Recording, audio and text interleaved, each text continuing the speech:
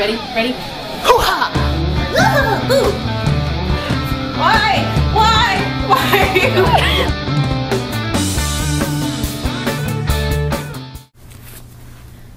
This is Ender's Game. One of the best books ever. It's pure genius. You should read it. That's my review for today. Now, I'm going to tell you my story about a cat. Better late than never, I suppose.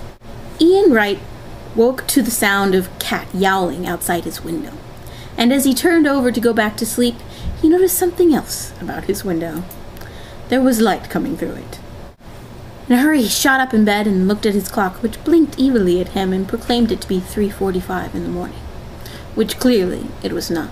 Apparently, the storm last night had disconnected the electricity long enough to reset his clock. Grabbed the watch on his dresser and put it on, checked to see the time, and heaved a grateful sigh that he still had time to make it to his interview today. He dressed quickly, but well, in a suit, and did his hair back neatly with a comb. Grabbed his keys, locked up his house, started the short walk to the bus stop.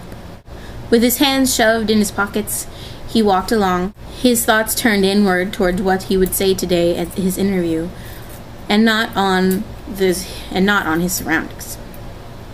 So it was that he nearly tripped over a cat. Catching himself, he stumbled back a few steps, just as a car drove past and splashed through a puddle, spraying water all over where he had been standing. Miraculously, the cat had disappeared and seemed to avoid the deluge. And it had saved him from one as well. Ian mentally thanked the cat for saving his interview and went on his way with a little more attention to his surroundings. Ian left the building in which the interview had taken place with a smile on his face. It had gone well, and thanks to the mysterious cat, or two cats, he had both been on time and well dressed. He stood at the bus stop, waiting for the bus, hopeful that this time his efforts would land him a job. Just as his mind turned to what he should pick up at the store that night, a woman walked by. Before she could make it to the unoccupied side of the bus stop, she suddenly found her feet entangled in the same cat from this morning. Without thinking, Ian threw out his arms and caught her as she fell to the ground, saving her from skinned knees and bruised dignity. With a laugh, she pulled herself back up and thanked him and introduced herself. "Thanks for the catch, sir. My name is Katrina, but everyone calls me Cat. How about you?" Ian smiled as he introduced himself. Someone was looking out for him today. Someone like a cat. He finally got home later that night after a lovely lunch with Katrina, with a promise of a second date, and going to the grocery store.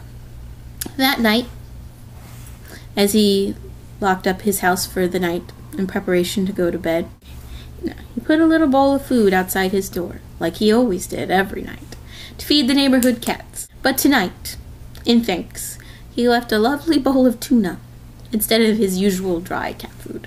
Okay, the end. Story about a cat. You can't punish me anymore. And next week, on Wednesday, I will review the 3 movies that I was supposed to watch. Will it still be April next week?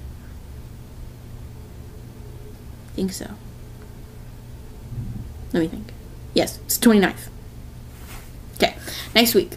Oh, and I guess on Saturday, I'll show you the shoes that I made. Seriously, Catherine, where did you come up with that?